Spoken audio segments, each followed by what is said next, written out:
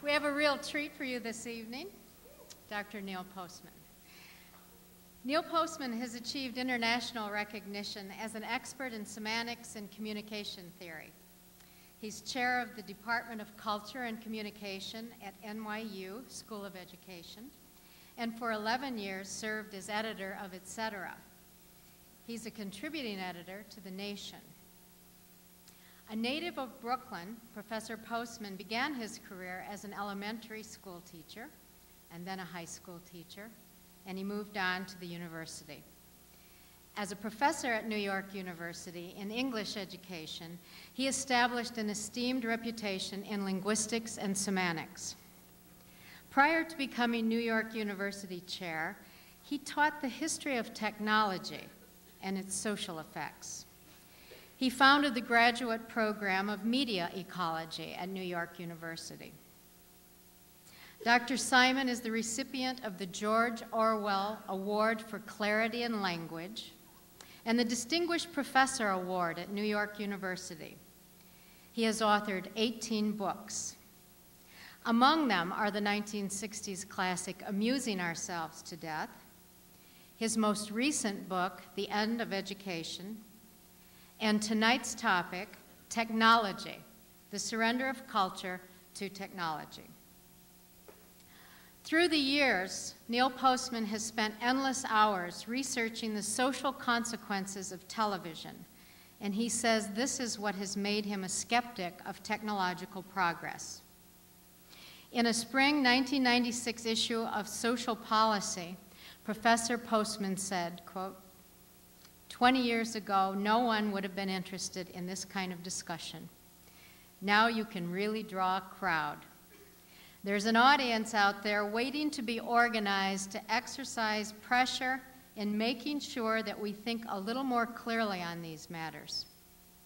People have begun to sense that there's something really not quite right about making all your aspirations related to bigger and better technology. As predicted, there's an audience out here, eager to hear what Neil Postman has to say. 6 weeks ago, we were totally sold out to standing room only. I bought my ticket in August to make sure that I'd have a seat, and I can't wait any longer to hear what he has to say. So please join me in a warm welcome for the distinguished and controversial Dr. Neil Postman.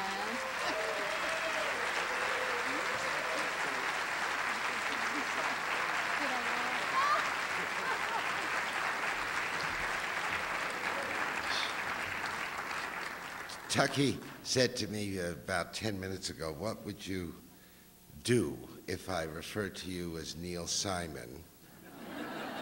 She said, would you lose your mind over it? But she did. Did you notice that? Yeah. Well, thank you very much for coming. I feel pretty confident in assuming that those of you here in Illinois, like the rest of us in America, are deeply concerned about the fact that in less than 4 years we will arrive at a new millennium. There's a great deal of talk about the 21st century and how it will pose for us unique problems of which we know very little, but for which nonetheless we are supposed to carefully prepare. Everyone worries about this. Business people, educators, politicians, theologians, and all the rest. So I should like to begin by putting your minds at ease. I doubt that the 21st century will pose problems for us that are more stunning, disorienting, or complex than those we faced in this century, or the 19th, 18th, 17th, or for that matter, many of the centuries before that. But if you are excessively nervous about the new millennium, I can give you right at the start some good advice about how to confront it. And the advice comes from people whom we can trust and whose thoughtfulness, it's safe to say, exceeds that of President Clinton, Newt Gingrich, or even Bill Gates. Here's what Henry David Thoreau said: "All our inventions are but improved means to an unimproved end."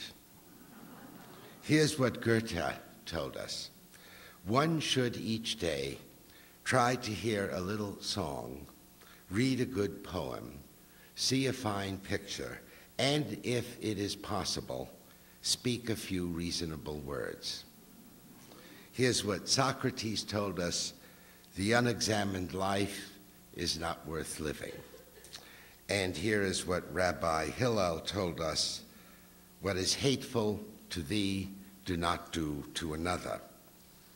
Here's what the prophet Micah told us: "What does the Lord require of thee but to do justly, to love mercy, and to walk humbly with thy God?"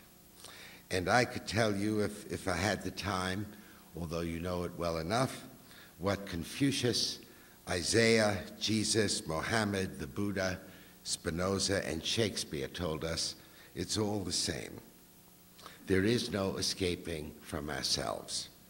The human dilemma is as it has always been, and we will solve nothing by cloaking ourselves in technological glory. To put it plainly, I suspect that the wisdom of the ages and the sages will be just as relevant in the 21st century as it was in any other. Nonetheless, having said all this, I know perfectly well that because we live now in what everyone calls a technological society, we have some special problems that Jesus, Hillel, Socrates, and Micah did not and could not speak of. Now, I've chosen to address these problems by posing a series of questions about them. What I intend to do is to offer 7 questions about technology, the answers to which can provide insights into the ways technology intrudes itself into a culture and therefore affects our social institutions. The answers to the questions are important, although they will vary according to the answerer.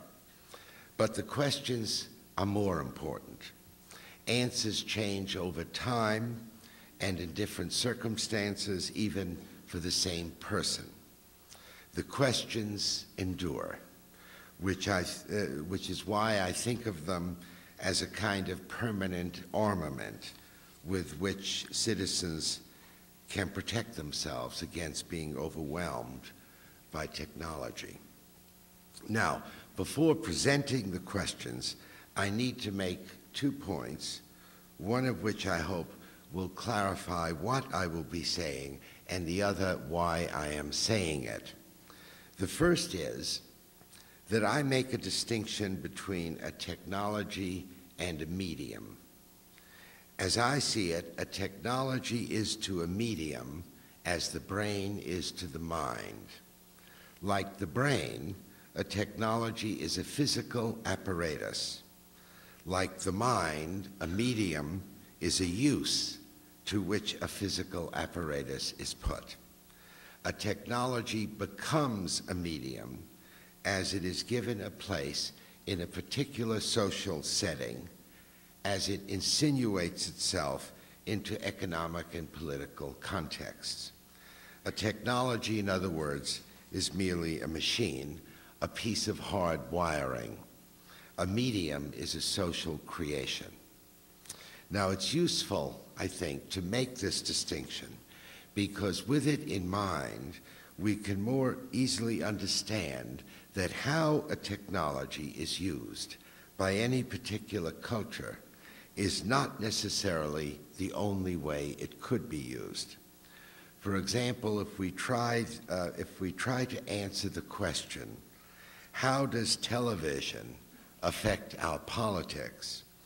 We have to understand that we're not talking about television as a technology, but television as a medium. There are many places in the world where television, although the same technology as it is in America, is an entirely different medium from that which we know. I refer to places where the majority of people do not have television sets, or where only one station is available, or where television doesn't operate around the clock, or where most programs have as their purpose the direct furtherance of government policy, or where commercials are unknown. In such places, television will not have the same meaning or power as it does in America, which is to say, it is possible for a technology to be used so that its social, economic, and political consequences are quite different from one culture to another.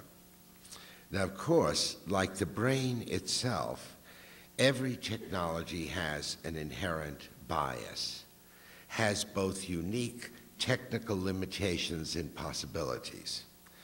That is to say, every technology has embedded in its physical form a predisposition toward being used in certain ways and not others. Only those who know nothing of the history of technology believe that a technology is entirely neutral or adaptable. In fact, there's an old joke that mocks such a naive belief.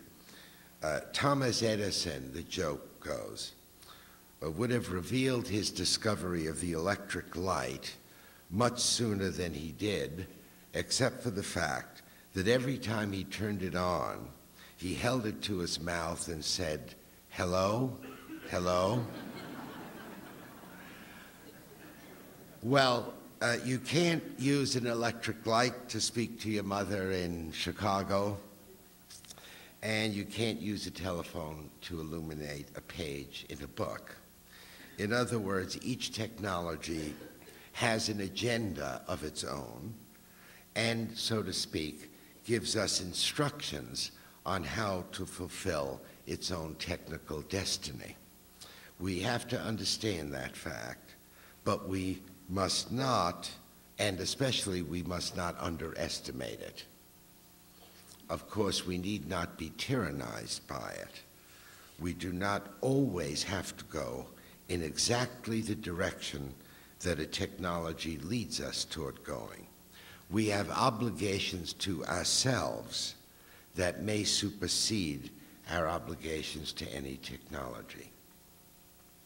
Now, having said all this, in my remarks this evening, I will, for the most part, probably use the terms technology and media nearly interchangeably, because we are having this meeting in America for Americans, and we're all familiar with the uses we make of our various technologies. Nonetheless, I hope you'll keep the distinction between these two words in mind, because there are circumstances where it is thoughtless and even misleading to use them as synonyms. Now to my second prefatory point, which concerns my own attitude toward technology. I think I have to tell you that I do not have email or voicemail or call waiting. I do not use a word processor. I've written 18 books with a pad and a yellow pen.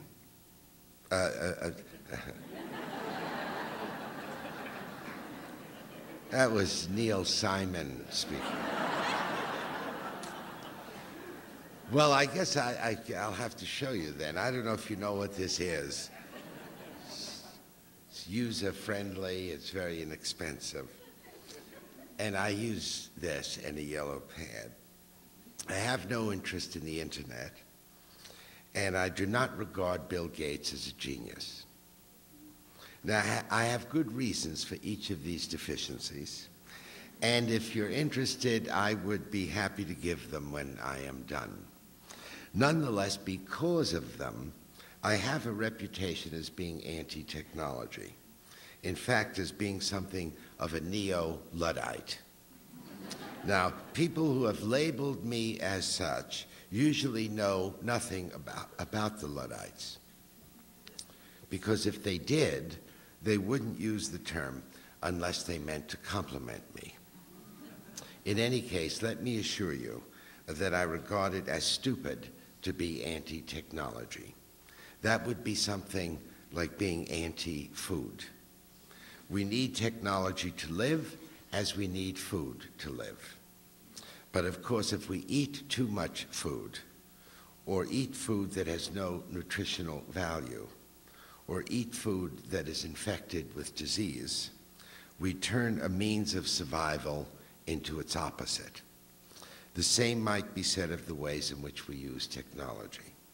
It can be used as life-enhancing, and it can be used as life-diminishing, which means it is stupid to be categorically anti-technology, but certainly not stupid to be deeply suspicious of technology, for it is clear that technologies and the media they become can have the most serious effects on our ways of living, on our social institutions, on our psychic habits, and on our ways of experiencing the world.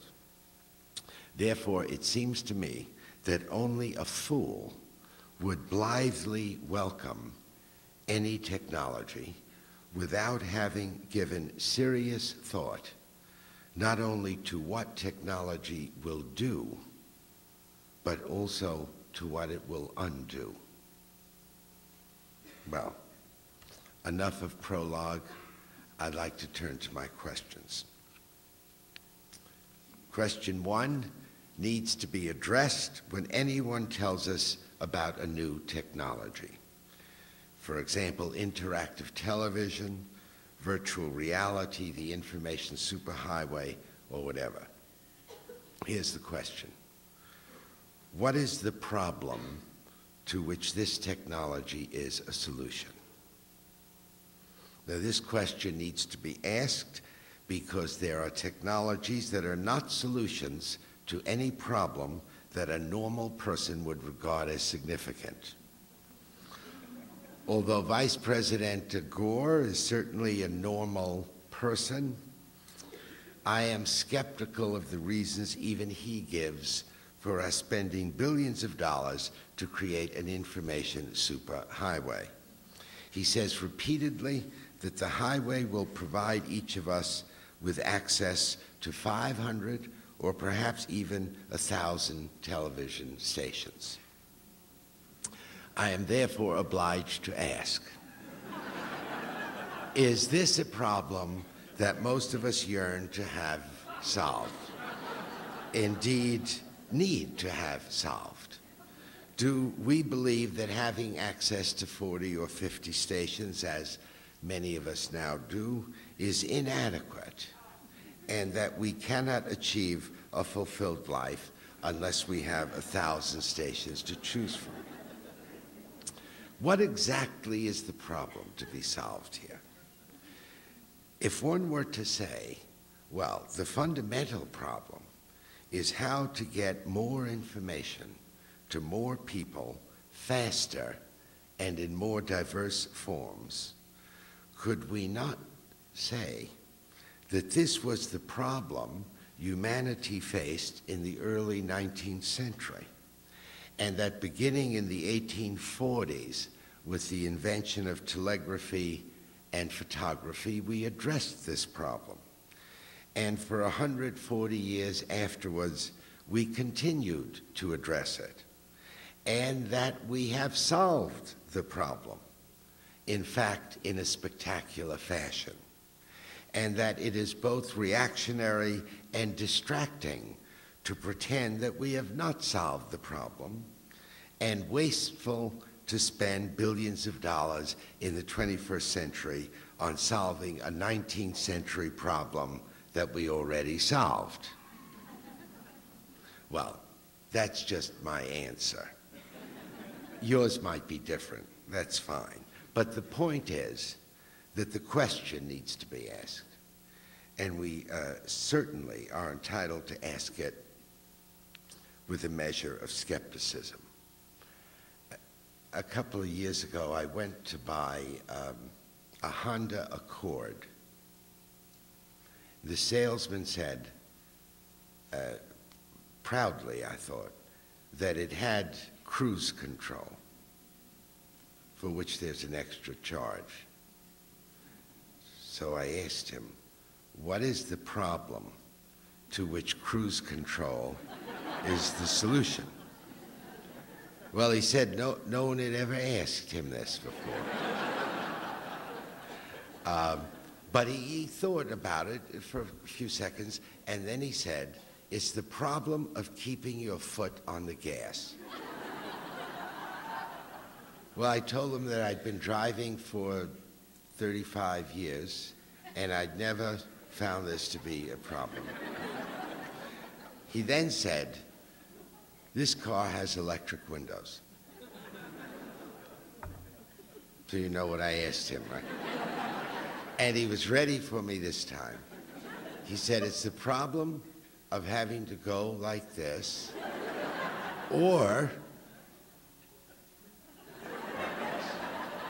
So I said, well, look, I've never really found this to be a problem, but I'm an academic. I live a sort of sedate life, and whatever little exercise I can get is all. I bought the Accord because you cannot, and I bought it with cruise control and the electric windows, because you cannot get this car without cruise control and electric windows, which is something to think about, because there are many people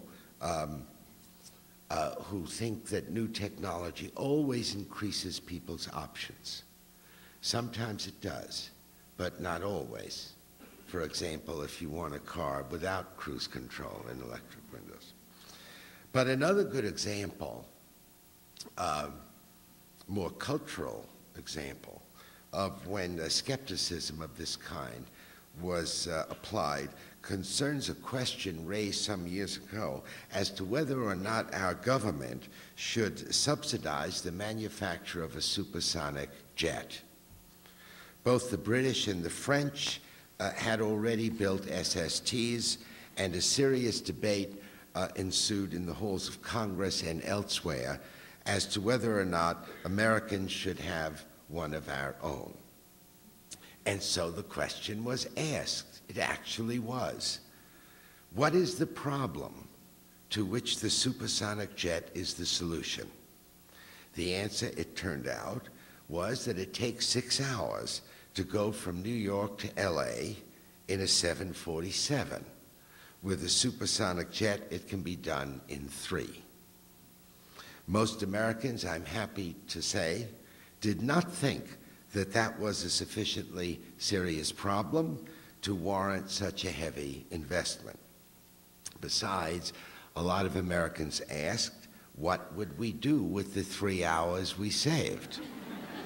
And their answer was, we probably would watch television. And so the suggestion was made that we put television sets on the 747 and thereby save billions of dollars. Now, in addition to this, another question was asked, which I now put forward as my second question. After one has answered the question, what is the problem to which a particular technology is the solution, one must ask, whose problem is it?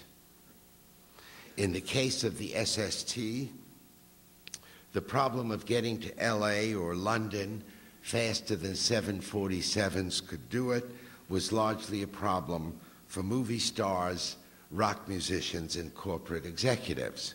Hardly a problem that most Americans would regard as worth solving if it would cost them a lot of money. But this question, whose problem is it, needs to be applied to any technologies. Most technologies do solve some problem, But the problem may not be everybody's problem or even most people's problem.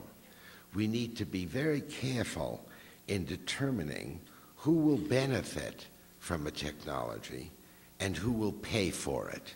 They are not always the same people. But let's say that we found a technological solution to a problem that most people do have. We now come to the third question. It's this. Suppose we solve this problem and solve it decisively. What new problems might be created because we have solved the problem? The automobile solved some very important problems for most people, but in doing so has poisoned our air, has choked our cities with traffic, and has contributed towards the destruction of some of the beauty of our natural landscape. Antibiotics have certainly solved significant problems for almost all people, but in doing so have resulted in the weakening of what we call our immune systems. Television has solved several important problems, but in solving them has changed the nature of political discourse, has led to a serious decline in literacy, and has even made the traditional process of socializing children difficult, if not impossible. It's doubtful that you can think of any important single technology that did not generate new problems as a result of its having solved an old problem. Of course, it's sometimes very difficult to know what new problems will arise as a result of a technological solution. Benedictine monks invented the mechanical clock in the 13th century in order to be more precise in performing their canonical prayers, which they needed to say 7 times a day. Had they known that the mechanical clock would eventually be used by merchants as a means of establishing a standardized workday and then a standardized product, that is, that the clock would be used as an instrument for making money instead of serving God, the monks might have decided that their sundials was quite sufficient. Had Gutenberg foreseen that his printing press with movable type would lead to the breakup of the Holy Roman See, he surely would have used his old wine press to make wine and not books. Well, in the 13th century, maybe it didn't matter so much if people lacked technological vision. Maybe not even in the 15th century. But in a technological society, I don't think we can afford any longer to move into the future with our eyes tightly closed.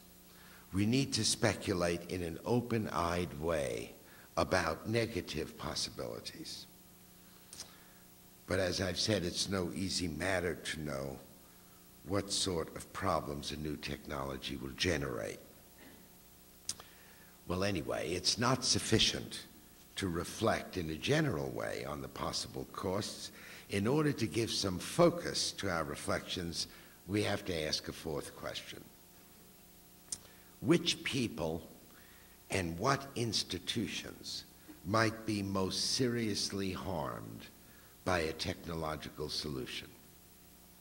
This was the question, by the way, that gave rise to the Luddite movement in England during the years 1811 and 1818. The people we call Luddites were skilled manual workers in the garment industry at the time when mechanization was taking command and the factory system was being put into place. They knew perfectly well what advantages mechanization would bring to most people. But they also saw with equal clarity how it would bring ruin to their own ways of life, especially to their children, who were being employed as virtual slave laborers in factories.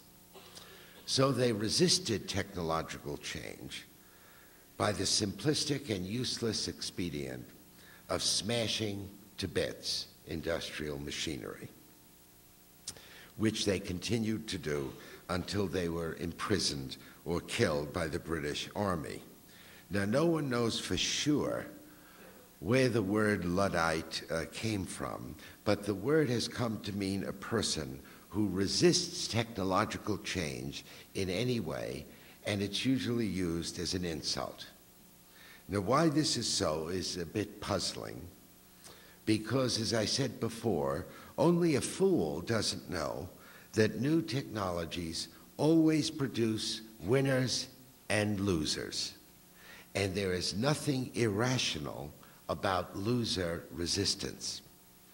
Now, Bill Gates, who is, of course, a winner, knows this. And because he's no fool, his propaganda continuously implies that computer technology can bring harm to no one. Well, that is the way of winners.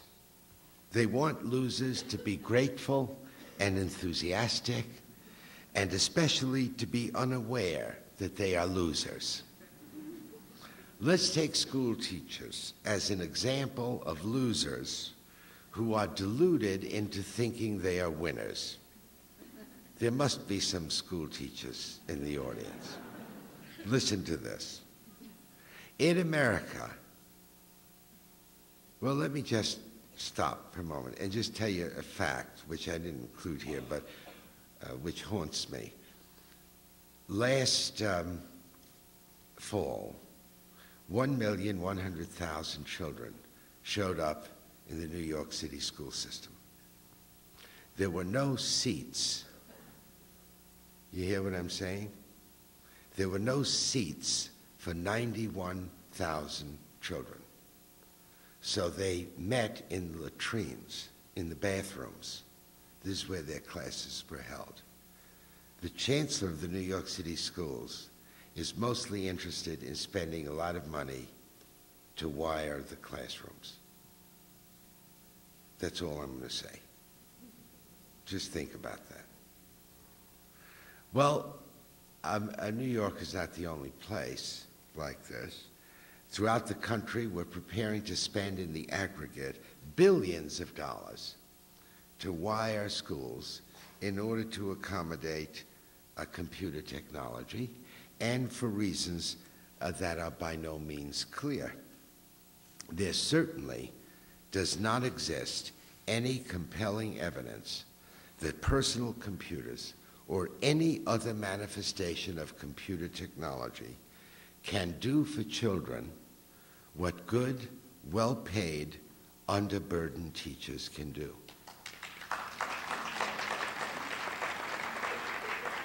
Where, then, is the outcry from teachers? They are losers in this deal, and serious losers. Here, for example, is an announcement of a recent insult to teachers taken from the June 11th, 1996 edition of the Washington Post. I quote, Governor Paris Glendening, Governor of Maryland, announced yesterday that the state of Maryland plans to connect every public school to the internet this year, part of a $53 million effort to give students greater access to far-flung information via computer.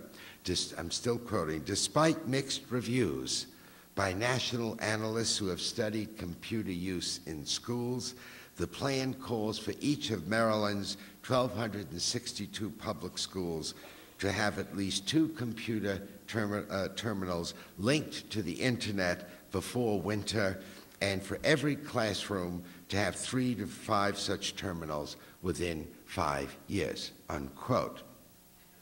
Now, Governor Glendening calls this a bold and big initiative and expects tens of millions of additional dollars to be donated by private enterprise so that the total expenditure will be close this year to $100 million. Here is the governor's justification, and again, I quote, "Accessing information is the first vital step in understanding and ultimately improving the world we live in," unquote. Now, let us put aside the fact that at best, this is a problematic claim, and at worst, it is arrant nonsense.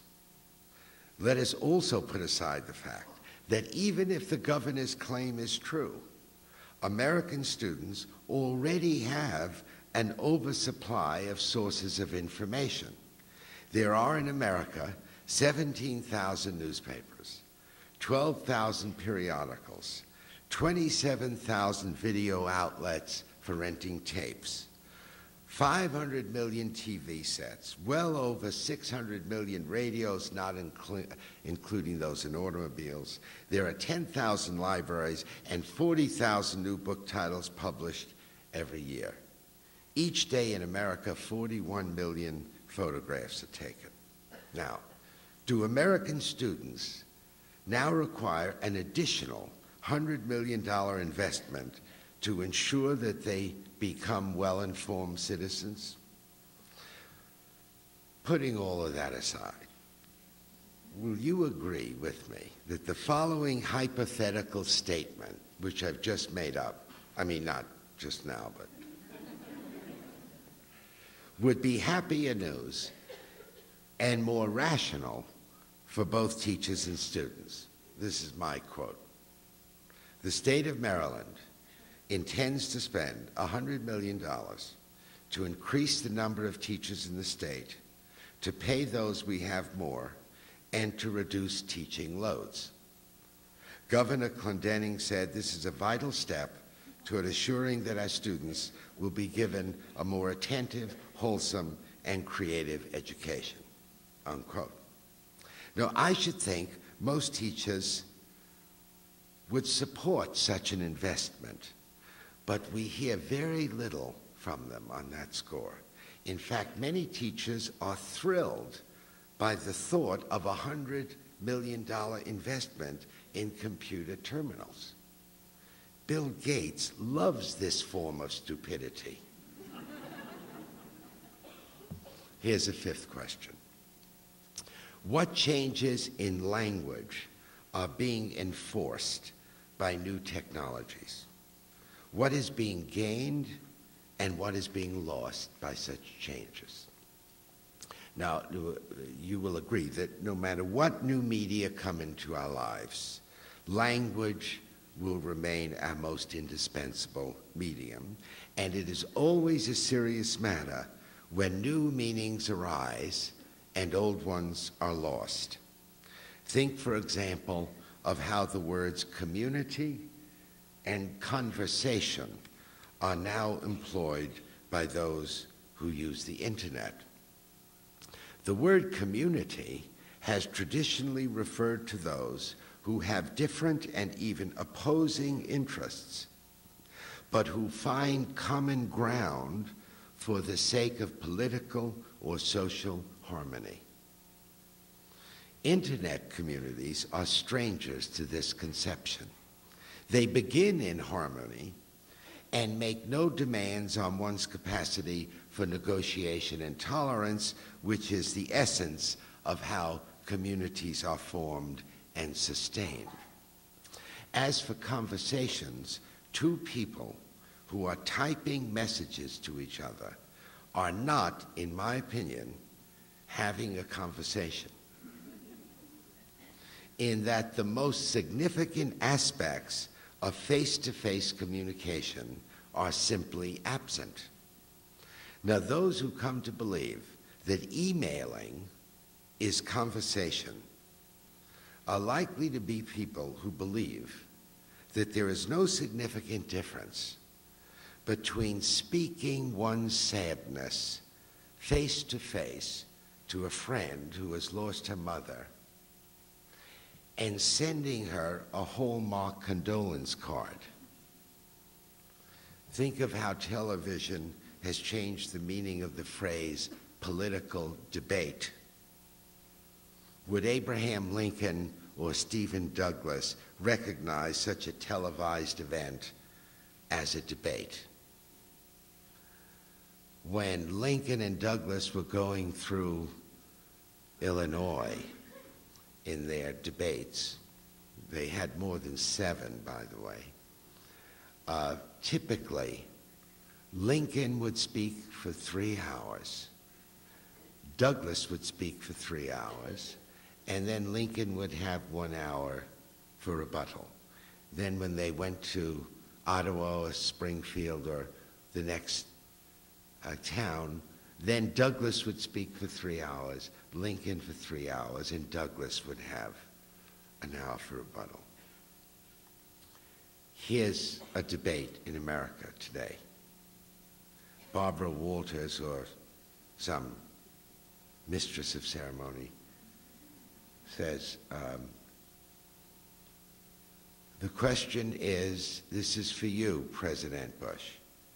What is the problem in the Middle East, and how can it be solved? You will have 2 minutes to answer, after which Governor Clinton will have 1 minute to reply. Actually, I think it's a form of mental illness because one would expect, wouldn't one, that President Bush or Governor Clinton would object and say, how dare you ask such a question, and give one of us 2 minutes to answer and the other 1 minute to rebut. We're running for the most serious political office perhaps in the world. What is wrong with you? But of course they don't say this. Or they might say, how dare you ask such a question? What kind of people do you think Americans are that they would put up with this? Well, they don't say that either, because we know what kind of people we are. Nonetheless, people do say the next day, did you see the debate? I often imagine what Lincoln or Douglas would, if they could come back and hear us use that word that way. Think of what's happening to the word public or the phrase participatory democracy. Not long ago, I reviewed a book called The Electronic Republic for the LA Times. The author argued that new technologies will make representative democracy obsolete because the technologies will make it possible to have instant plebiscites on every issue. In this way, voters will directly decide if we should join NAFTA or send troops to Bosnia or impeach the president. The Senate and House of Representatives will be largely unnecessary. And this, the author said, is participatory democracy just as it was in Athens in the 15th century BC, the 5th century BC. Now, I have no objection to borrowing a phrase from an older media environment in order to conceptualize a new development. We do it all the time, but it has its risks, and attention must be paid when we do it. To call a train an iron horse, as we once did, may be picturesque, but it obscures the most significant differences between a train and a horse and buggy. To use the term an electronic town hall meeting similarly obscures the differences between an 18th century face-to-face gathering of citizens and a packaged, televised pseudo-event. To use the term distance learning to refer to students and a teacher sending email messages to each other may have some value, but it obscures the fact that the act of reading a book is the best example of distance learning ever invented, because reading not only triumphs over the limitations of space and co-presence, but of time as well. And as for participatory democracy, we would be hard-pressed to find any similarity, whatever, between politics as practiced by 5,000 homogeneous, well-educated, slave-holding Athenians and 250 million Americans doing plebiscites every week, and it's dangerous to allow language to lead us to believe otherwise.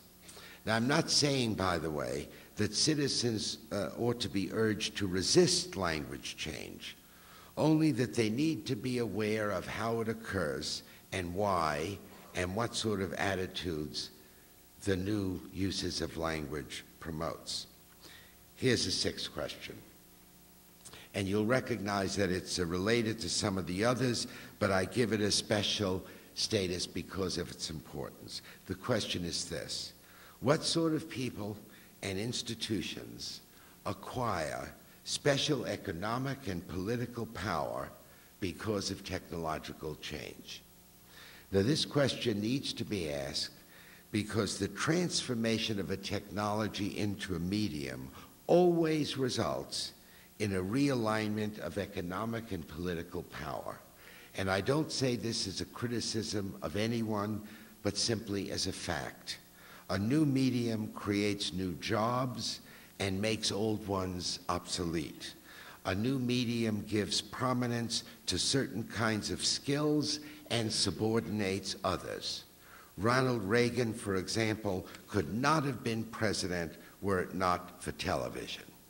This is a man who rarely spoke precisely and never eloquently, and yet he was called the great communicator.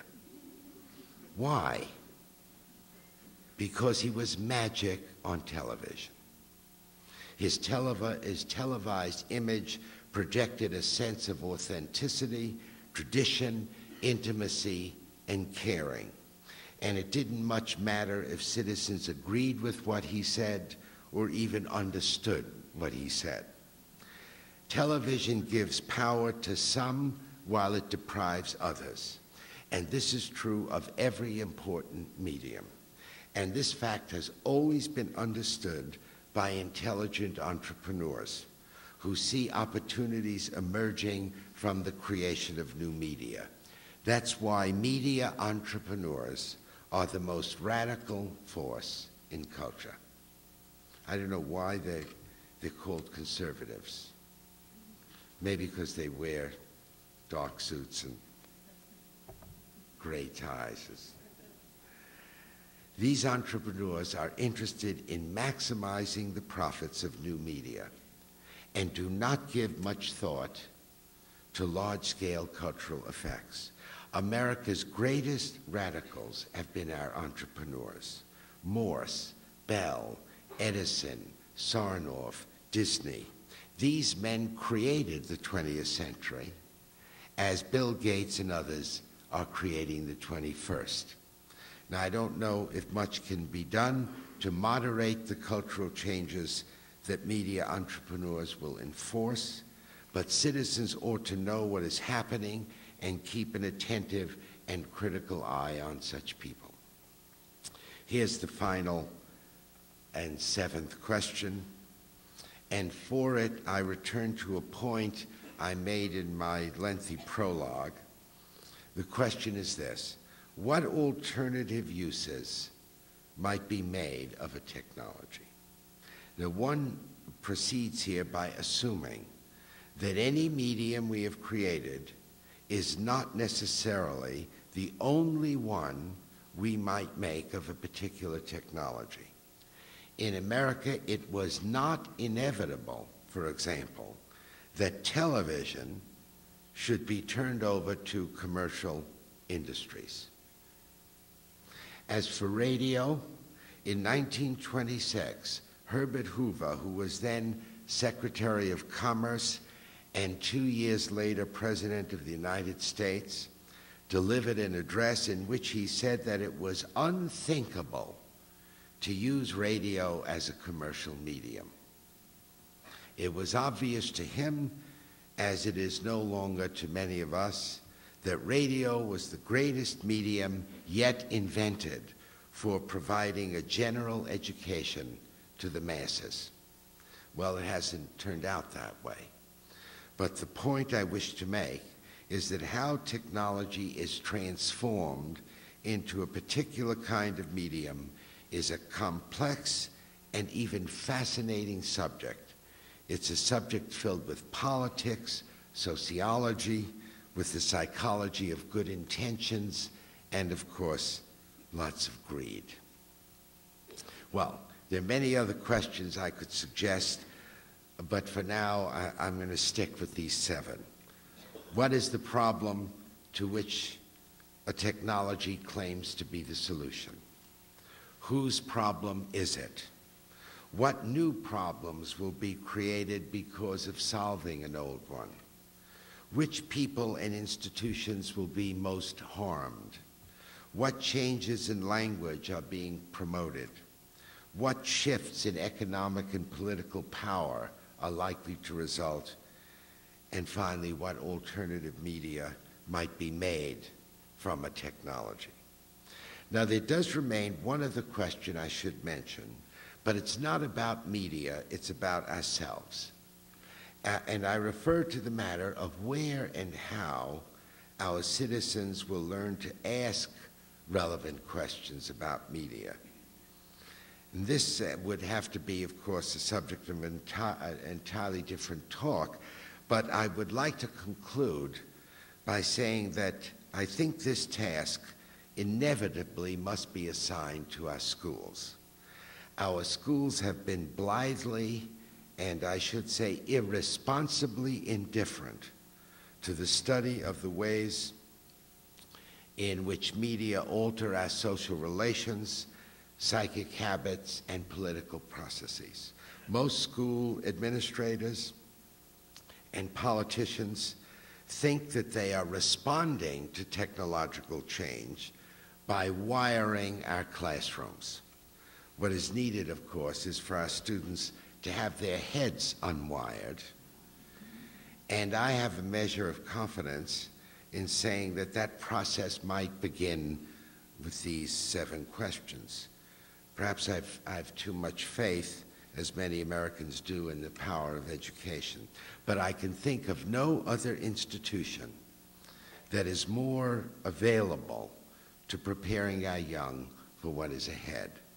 And if we educate them properly, then I think we can face the new millennium with confidence and some hope. Thank you.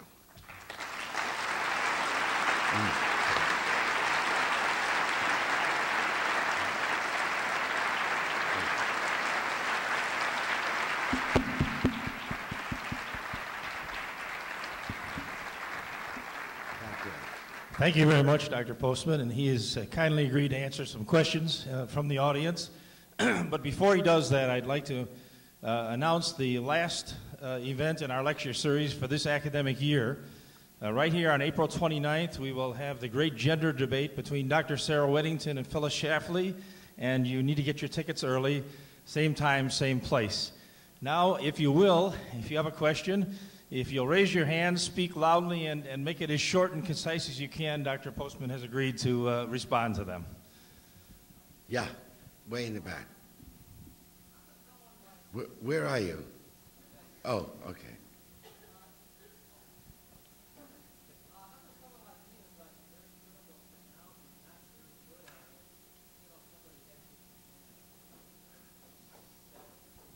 Could you speak a little louder?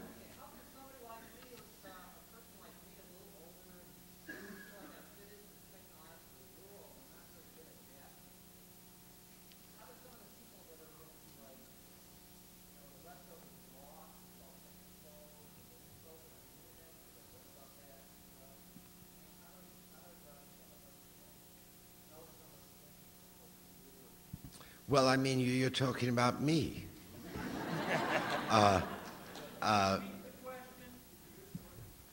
Well, I think he was asking, he was referring to himself. I think he was just being polite. And he's saying there are people, well, like him and me, who don't fit in with the new technological world, right?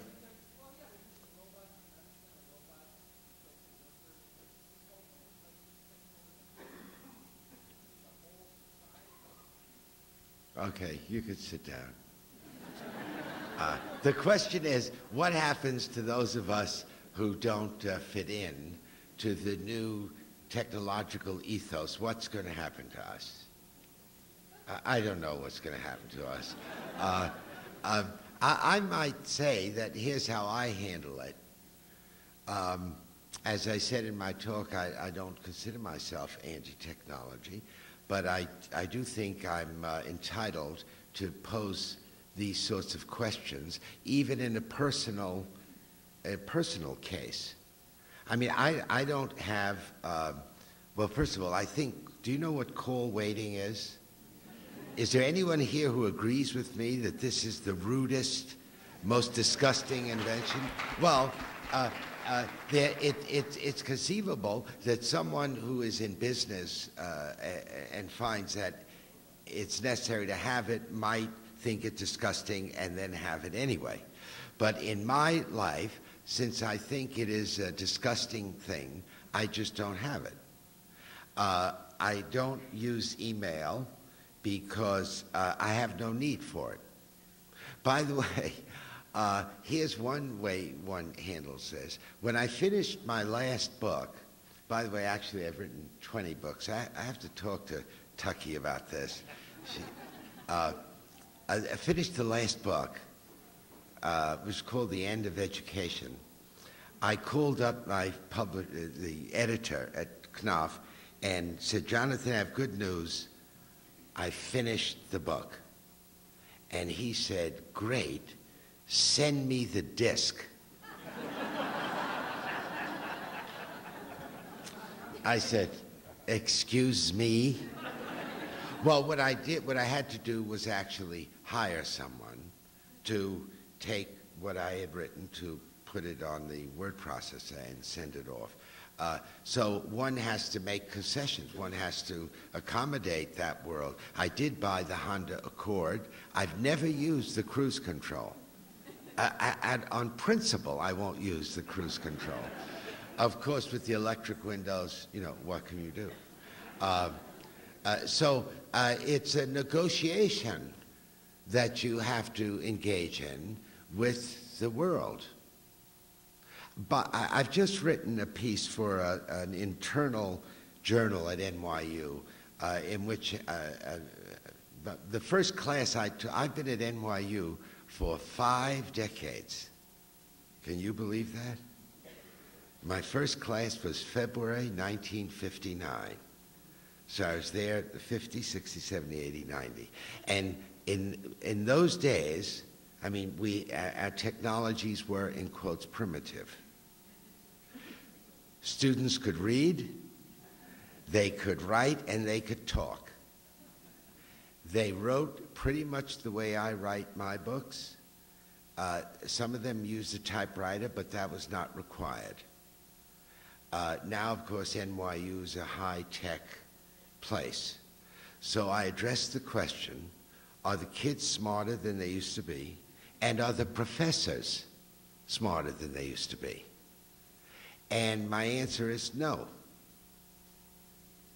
I mean, in fact, I think we've even lost a little because professors now spend a lot of time talking about the technologies they use to communicate. I mean, years ago, what could you say if everyone wrote with a pen and a pad? What can you say about this? That my pen has run out of ink. How interesting is that? I do remember a discussion as to whether a yellow pad or white pad is better to use, but it didn't last long, and it was indecisive, and that was it. all the conversations people had were about ideas. Now I notice a lot of professors spend a lot of their time talking about the media they use to communicate. So I think there's been a slight loss. But my general answer is that you have to negotiate with this new world, use those technologies that are in fact useful to you, and do not use those technologies for which you have no great use. So that's how I fight it. It's probably a losing battle, because Americans love, they lust for technology. I don't know why that is, but de Tocqueville says in Democracy in America, Americans have a lust for the new. That's probably true. As a matter of fact, I sometimes think, suppose the year were 1907, but we knew what we know now about the automobile. And someone said, let's make a list of all the good things it will bring and another list of all the bad things. Be a pretty long list here, but also a pretty long list here. Now let's have a plebiscite. Should we do it? Our air's going to be poisoned. Cancer rates are going to go up. You know, cities are going to be jammed with traffic. Let's vote. I think Americans would say, oh shit, let's do it. Don't you think? They probably would say, let's do it. But I think someone would likely have said in 1907, yeah, let's do it. But is there anything we can do to maximize the advantages and minimize the disadvantages? Good question. In 1907, there would have been plenty we could have done then. And maybe in 1927 and 47. In 1997, it's pointless. We don't use the automobile, it uses us. So here's how smart I am. Make you feel bad about coming to hear me talk. I thought television was going to be the last great technology that Americans would be stupid about, would accept without asking any question. I mean, if someone had said in 1946 to Americans, look, this is a nice machine here, but by 1997, this is going to be the deal. The average American kid will clock 5,000 hours in front of the TV set before entering the first grade. 19,000 hours by high school's end. By age 21, we'll have seen 650,000 television commercials. American politics will be reduced to a 30-second commercial during campaigns and sound bites the rest of the time. I mean, if someone had said this, what would we have said? Oh, shit, let's do it anyway? Well, I thought, well, we didn't know in 1946. We were not really responsible. But we learned that. So I said, well, that's it. Now what's happening with the computer? The same blindness. No one is asking anything worth asking. And we're lined up to spend billions to wire our classrooms. Why, for God's sakes? I'm not saying we shouldn't, but is there a serious discussion about this? So I'm getting overwrought here, you think? Another question. Yes, sir. Crazy.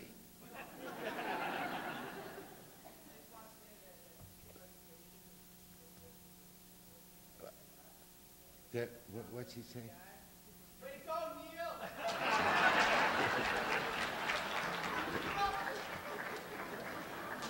Yes.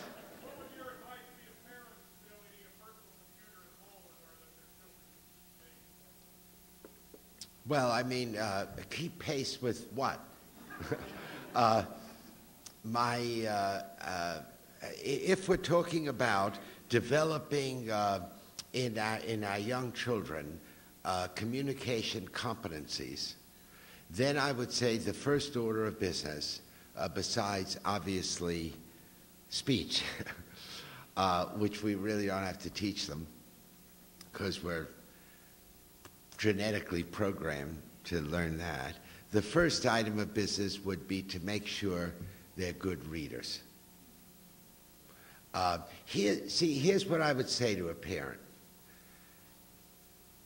How is it that all the people who invented these new technologies, television, laser beams, computers, how is it those people were educated exclusively with this and a pad and a book? I mean, how did that happen? How did those people get so smart that just working with this and a pad and a book, they were able to invent this high-tech world? Now, I'm not, I mean, I have a son who's an astrophysicist in the Hubble telescope project. By the way, in 1999, they're sending up some more astronauts, you know, to mess around up there. And my son, he's going to give them directions. Now, you want to know something terrifying? To think that your son, who didn't even know how to tie his shoes till he was like 6, is giving astronauts directions in outer space. Anyway, he tells me that through computer technology, they can solve problems in a day and a half that would have taken months, with maybe even longer than that, without computers. And I'm sure that's true, and I have no doubt that the advantages of computer technology for high-level research in the hard sciences and the advantages of computer technology for large-scale corporations and institutions like the IRS and the Pentagon and General Motors and so on. That's a great advantage there. It's not clear to me that a real slick competence in using computer technology is much of an advantage to the average person. The case has not been made. I mean, if someone would make the case, I assure you I would accept it. But no one has been able to make that case. So I'm not in a hurry in raising children to make sure they're terribly skilled. But besides, it's not a problem anyway. Why are we even talking about this? 35 million Americans have already learned how to use computers without any help whatsoever from the schools. If the schools do absolutely nothing in the next 10 years, everyone's going to know how to use computers. Now, suppose I'm right in saying that. The question still remains, what should we do with kids in school? What communication skills ought we to promote and try to cultivate? In my own case, I mean, I have 3 kids, and the main thing we wanted to make sure was that they knew how to read, they knew how to write, and they knew how to speak. And I told them when they asked what they should major in college, I said, it doesn't matter. Pick something that you're terribly interested in, because you already know how to write, read, and speak. Therefore, anything you want to do after that, in America, be a piece of cake, because most people don't read, write, and speak, right? So if you want to go to professional school, they'll take you in a jiffy. If you want to go to corporate America, they'll take you even faster. So one of them majored in music. Well, the astrophysicist, he majored in physics, of course.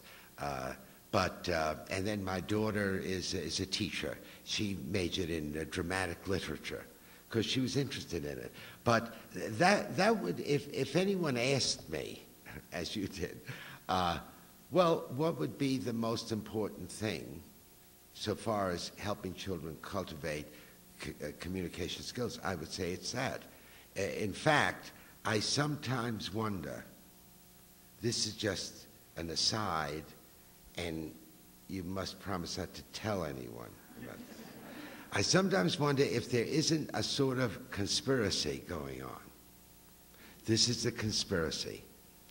The people who are going to run everything in America, now and in the foreseeable future, are those people who read, write, and speak.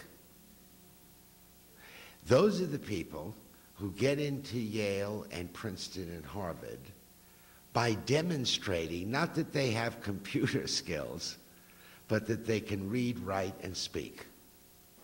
The rest of the hoi polloi is going to be messing around with film. I mean, it's not just computer. The multimedia, the great unwashed are going to be experts in the multimedia. Meanwhile, the guys and gals running everything will be those who have demonstrated a command over language. That's my best answer. Yes, sir. Good, good. Are you buying these books? Yes.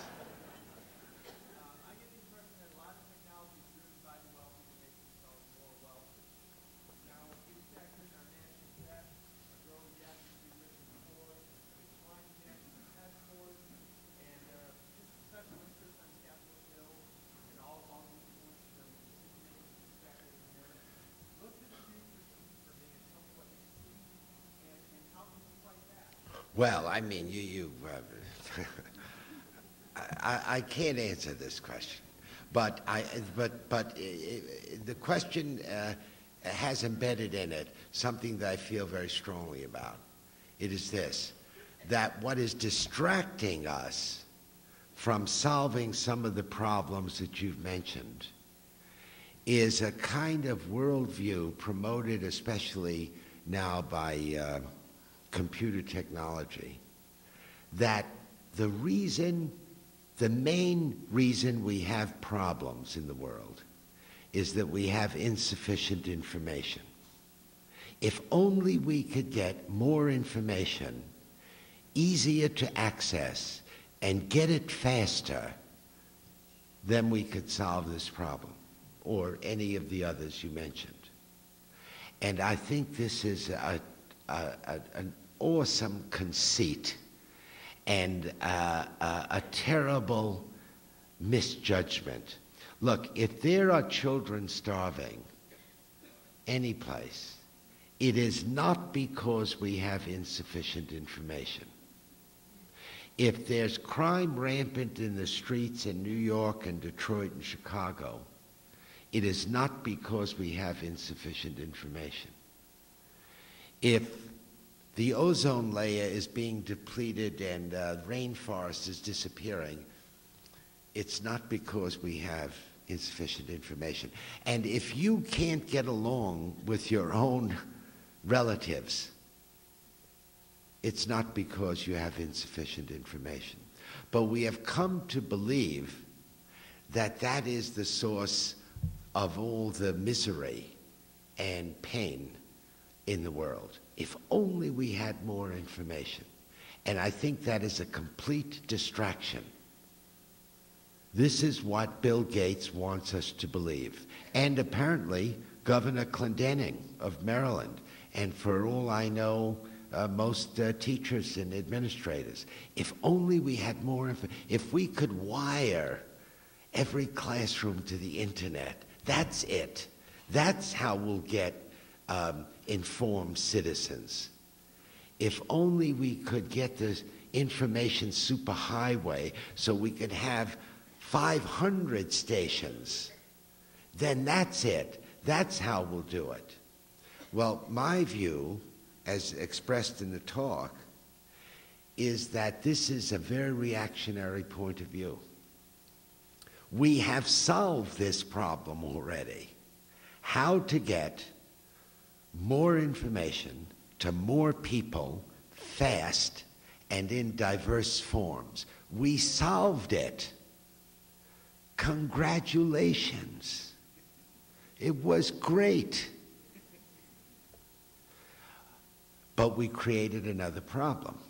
The other problem is information glut, information meaninglessness, information incoherence. We are flooded in information. We are drowning in information. And talk to an educator and say, well, what do we have to do in schools? I know the problem. They don't have enough information.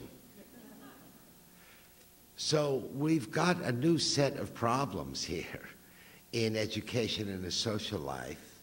How do we learn, or what do we have to know to learn, what to do in a culture that is saturated with information? This has never happened before.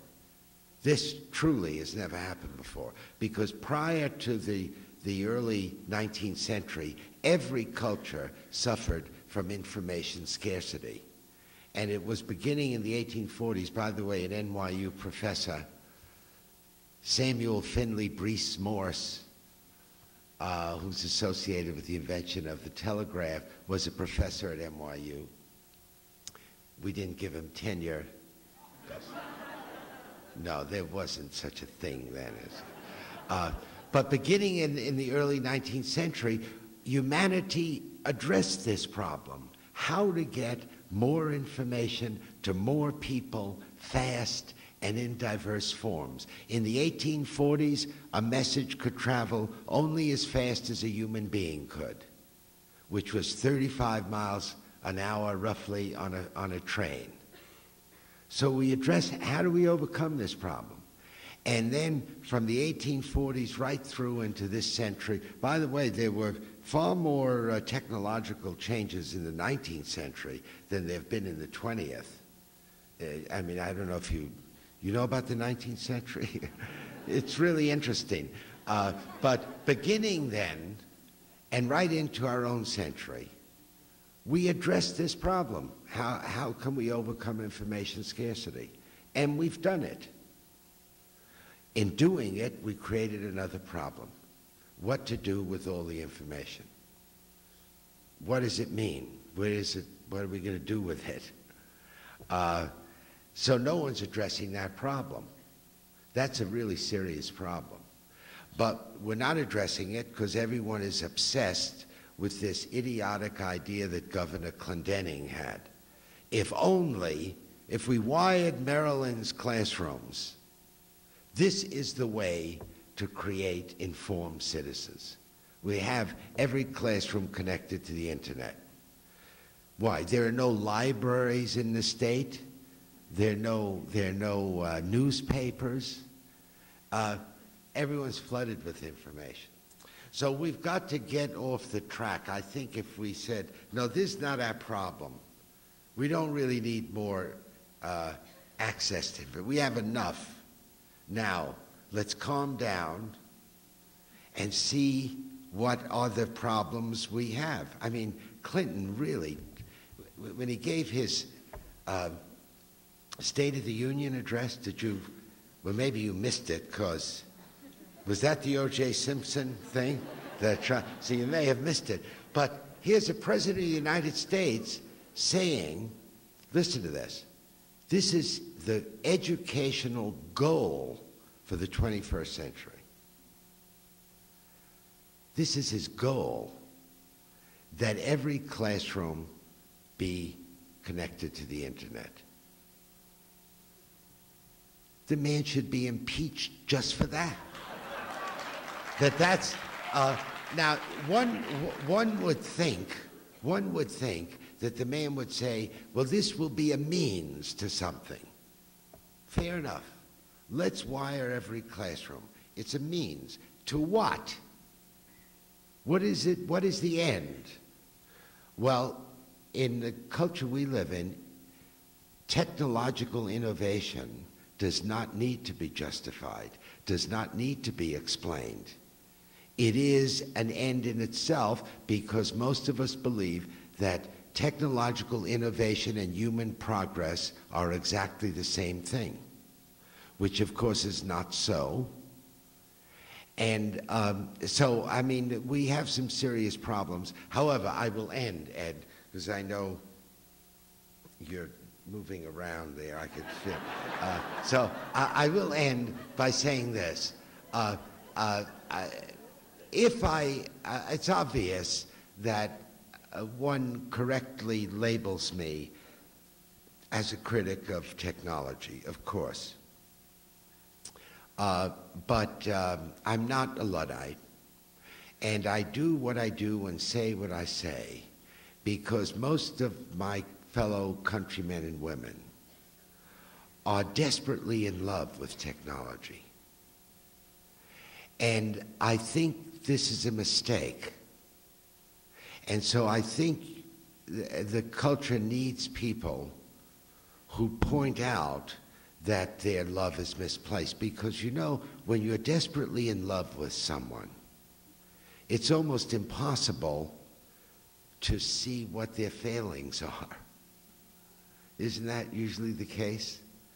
You need someone who's has a little distance from it and says, you know, haven't you noticed this guy kicks you every time he comes on a date? You say, yeah, but he says he loves me, you know. And so you need someone who says, look, technology is as much problematic for a culture as it is glorious. And we have to give some attention to the problematic part of it. And I'll end by saying that, believe it or not, I'm really quite optimistic about all this. When I was being introduced as Neil Simon, you'll remember, Tucky said that, read something that I wrote where it said, I don't know, 15 years ago, you really couldn't draw a crowd for a talk about this subject. You could get a bigger crowd if the lecture was on how to improve your backhand in tennis than on this subject. All of that is changed. And I think that Americans are beginning to ask some of the questions that I spoke of. I mean, they're wondering, are the kids watching too much television? What the hell has television done to them? Even asking questions about Sesame Street, which I think has been a national catastrophe, and always, any book I ever write, if I could find an occasion to say something snotty about Sesame Street, I love it. But I mean, Americans are asking questions about this. What has it done to our family life, our social relations, our political ideas? They're beginning to ask questions about computer technology as well. So I'm very encouraged by this, and I think there's so much vitality and intelligence in American culture that I'm truly optimistic about the possibility of our giving some order and reason to the way we make use of the technologies. The people in Europe, you know, they look across the Atlantic to see how we're doing, and up until very recently, they thought America was the largest open-air insane asylum in the world. But now their views are quite different because Americans are getting together and actually having sensible conversations about this. Anyway, thank you very much. I enjoyed every minute of it. Thank you.